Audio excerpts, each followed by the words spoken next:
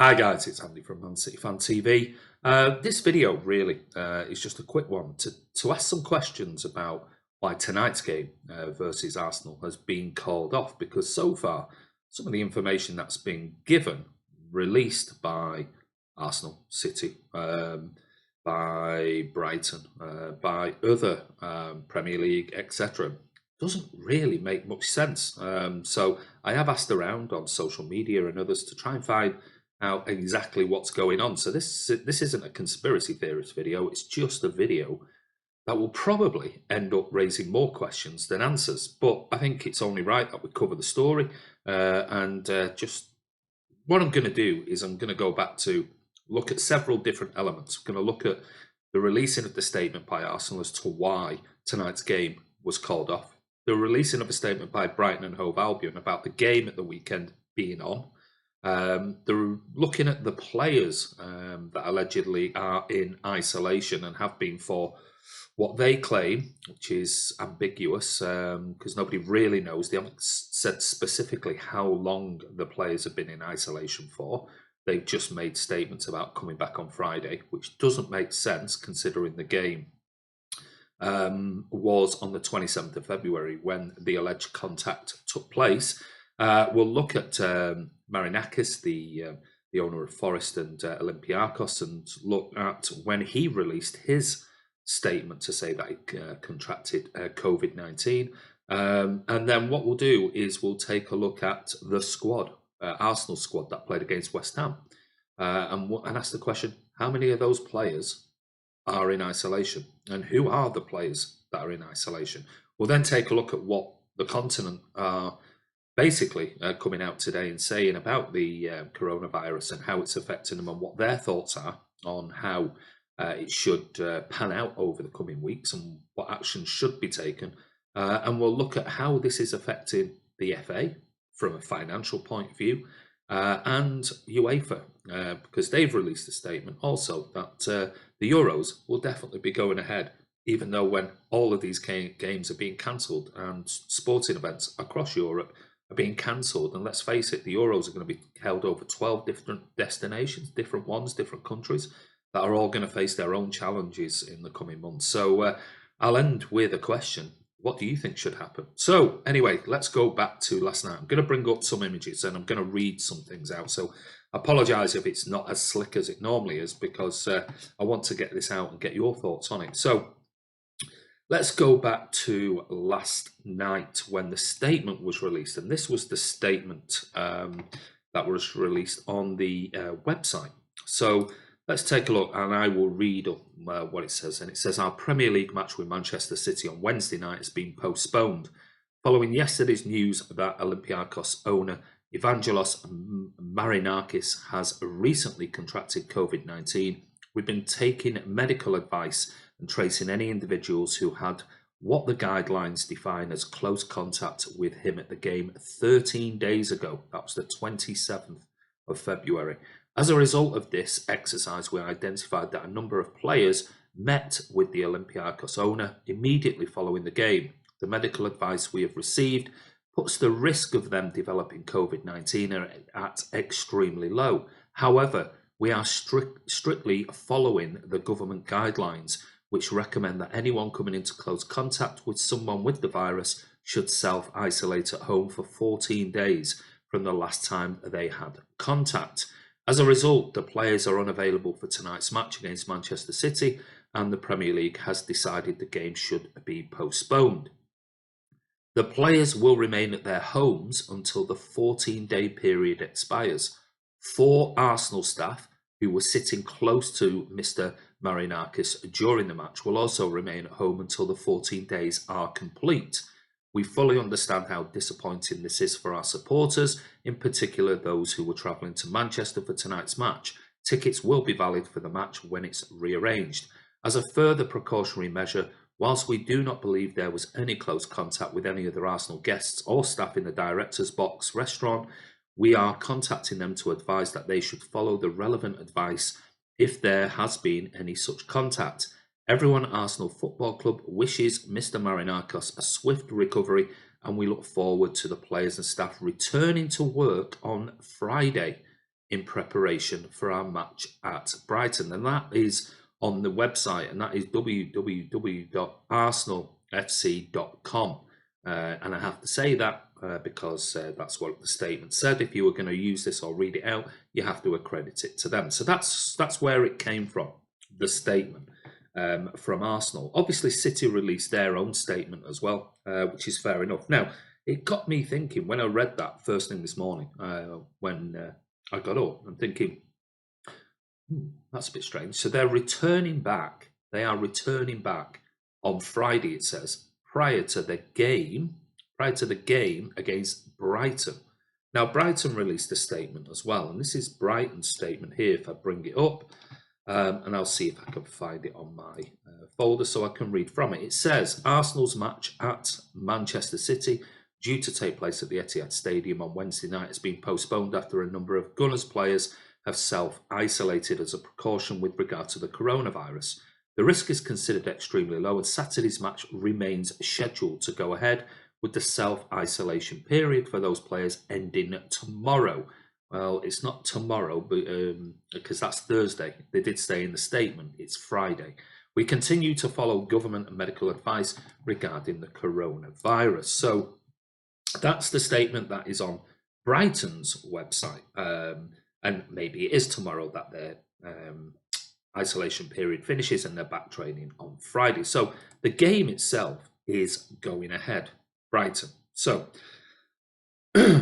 what it's stating is that players have had the recommended 14-day isolation period. Now, my question was, who are these players that came into contact with Mr. Marinakis? Now, Mr. Marinakis, and we haven't had this confirmed, this was his Instagram post yesterday, the 10th of March. And on there, he says, the recent virus has visited me and I felt obliged to let the public know I feel good as I take all the necessary measures and I discipline to the doctor's instructions. I strongly advise all my fellow citizens to do the same. I wish all a quick recovery. Now, that was something posted a day ago on Mr. Marinakis' Instagram account. So, only yesterday did people find out that Mr. Marinakis actually had contracted COVID-19 and he was in isolation. Now, if it's 14 days from yesterday and we don't know, because we don't know when he learned that he'd contracted it. Now, he might have learned immediately after the Olympiacos versus Arsenal game, a day after, let's say.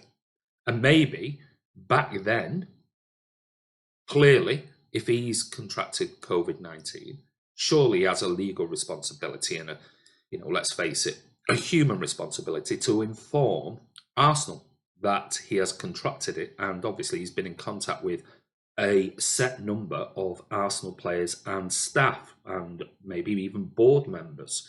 Well, if that's the case, okay, if that was the case, and we'll hypothetically say he learnt about it the next day, straight immediately after the Arsenal game, which was on the 27th of February. If that's the case, you can see how players or a given number of players, whoever these players are, because nobody knows who these players are, who have been allegedly in this 14-day isolation period at home and are ready to return after tomorrow and return training on Friday. If that's the case and they informed Arsenal, then how come we're only hearing about it now? That's one. And secondly, if they're in isolation away from the players at home, why was last night's or tonight's game called off last night? Why would there be any need? Because let's face it, if we take a look at the game that happened on Saturday, that was Arsenal, if I can find it here. This was the Arsenal squad versus West Ham in their 1-0 win. Now, the Arsenal squad, as you can see on Saturday, included Leno, Pasta Popopoulos, whatever it's called, David Luiz, Mari, Saki, Caballos, Xhaka, Pepe, Ozil, Aubameyang, and Keita. Then there's Bellerin, Lacazette, Nelson, Martinez, Willock, Guendouzi, and Martinelli. Now, all of those players played on Saturday against West Ham, which means none of those could be the players in isolation if they are supposed to be out of isolation tomorrow, which is 14-day period. Self-isolation, that means no interaction with players, coaching staff, whatever, but at home. So it's none of those players. So who are the players that have been in isolation for the last 14, let's say 10 to 13 days, depending on the time frame? And if those players have been in isolation for this long, why would there be any need whatsoever to cancel tonight's game? Because they've clearly been in isolation for well over a week. The West Ham United game was allowed to go ahead in this knowledge if they have been in isolation for 14 or 10 days, 12 days from that date that they were told. Why would they allow the West Ham game to go ahead, but tonight's game not to go ahead? Doesn't make any sense whatsoever. The flip side to that is, what if Arsenal were only told immediately after Mr. Marinakis' Instagram account to say that he had been officially diagnosed as contracting COVID-19? Well, that was yesterday. If it was 14 days isolation, that means the people who were in contact with him at the time, on the 27th of February, at the Olympiacos game versus Arsenal, will have already been in contact with potentially all of the Arsenal squad, which means from the moment Arsenal would have found out that Mr. Marinakis has contracted COVID-19, 14 days isolation would have to be starting yesterday or today, which means they couldn't play tonight for obvious reasons. And that also means that they certainly wouldn't be allowed to play against Brighton at the weekend. Doesn't make any sense. So as you can see, there is something not quite right. Now, it might be there is a genuine explanation to this, but as it stands at the moment, there are far too many questions and not enough answers because it doesn't make sense. It clearly does not make any sense. And, whatever it is, that's absolutely fine. If people, we've got to think of the safety of the general public, safety of the players, etc., etc. However, it doesn't make sense, this whole thing. So it'll be interesting to find out a little bit more. Are these lies? Are they misinformation? What is it? What's going on? Because it just doesn't make sense to me. The fact even that Wolves are having to go and play in Europe this afternoon, they're going to have to travel this afternoon when Nuno Espirito Santos has said they don't want to go. They really don't want to go, but they're being forced to go. So it's a really, really ambiguous situation at the moment as to what really is going on with this, which leads me on to looking at the next part of it. So that's the Arsenal sort of side of what really happened. Now we know that certainly in Spain they are not happy with it, and if you look at the Marca headline today, they're all over it. They're asking why all games cannot be cancelled. End of story. That is it. What is the point in playing behind closed doors? They're very, very strong on this. And we've seen, obviously, games behind closed doors in Italy for obvious reasons. And now even the Spanish media, the big publications are now saying that we should just cancel this, stop it altogether. You've got Marca, you've also got AS coming out doing the same sort of thing. I mean, that's quite a funny headline, but yeah, I mean, they're coming out and they're really pushing for the fact that games should be cancelled. End of story. What is the point in taking any risk, and what is the point of playing behind closed doors? Pep Guardiola came out yesterday saying it's pointless. It's absolutely pointless playing behind closed doors. Let's cancel it. Let's get on top of what's going on with the medical professionals and the medical team and advisors to get this sorted. Either resume it or finish the season one way or another, or start again. But it's ironic that Alexander Ceferin has already come out, the UEFA president, saying that the Euro 2020s will go ahead. They will go ahead. What? So he knows he can forecast what's going to happen in 2-3 months' time with this outbreak and how it's going to transfer across the whole of Europe. Remember, the Euros, is being played in 12 different countries or 12 different destinations. Who's to say that 2 or 3 of those destinations won't become like Italy is right now? How can he make a prediction right now saying it is definitely going to go ahead, pushing ahead? Why? Money. Simple as that. Because let's face it, here's another thing which makes me very, very suspicious, and that is coronavirus. This was by Matt Hughes in the Mail today. Coronavirus clobbers the FA with insurance shortfall to cost £3 million per game if they are cancelled or staged behind closed doors. And it says in there, it goes on to say, the FA's insurance policies don't cover public health epidemics like coronaviruses. It's basically referred to as an act of God, and it's not part of the insurance policies, which means the FA would have to pay out to sponsors, they would have to pay out to clubs, and they'd have to pay out to things like Wembley. They're saying that the Italy game potentially will still go ahead at Wembley. What? The amount of money it's going to cost to cancel it. You can clearly now start seeing, are decisions being made about finances here, or about the safety of players, staff, and the general public, fans who go to pay and watch football? So it's really interesting. I don't know what the answers are. I said this video is it's not a conspiracy theorist video. I'm just trying to point out that some of the things don't make sense. They really don't make sense. Where are City going to fit in all of these games? Because if we beat Madrid next week, if that game goes ahead or is played behind closed doors, where are we going to fit that in? Because we'll have 3-4 games potentially to try and rearrange as well. So you can see how this is starting to unfold and becoming very, very messy. Now, just to give you a bit of an update on the coronavirus itself, and this is what it is, and this is why when you look at it and you think that even the likes of the Italian FA and the Spanish FA and others are questioning, why is the Premier League and the FA not cancelling games? Why are they not already playing behind closed doors, or why are they not putting in, or even discussing the fact that maybe we need to do something about this to control it, rather than allow games to continue, whether that be with fans or behind closed doors? Because this is not getting better. This is just the tip of the iceberg. And if you look at Worldometer, something that I look at because of my business, I work in aviation, and I have to keep a very close eye on it. I've just last week stopped my lad going to Italy. He was going to Milan this week, but thankfully Ryanair stopped the flight so he can get money back.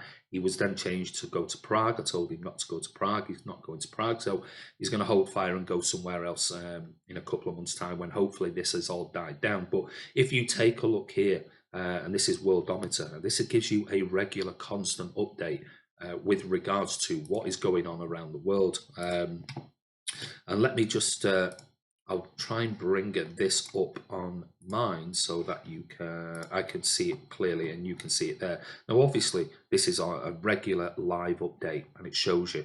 And when you think about it, Spain there, clearly, I've got a significant number. They've got 372 new cases today, up to 2,067. France, 1,784. Germany, 1,622. Forget the USA for now. Switzerland, 651. Norway, 429. Sweden, 409. The UK, 383 so far. No new updates as of right now, but no doubt later, after 2 o'clock, that will probably be updated as well.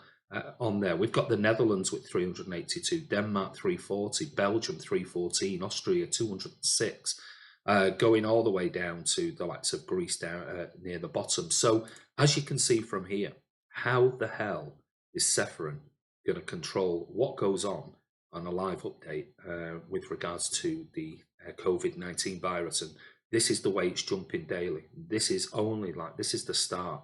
And unless we start as an FA, as the Premier League, as football in general, start talking about this and start saying, let's put in some proper precautions, then this could get really out of hand. And the likes of last night's announcement about tonight's cancelled fixture or postponed fixture didn't ring right.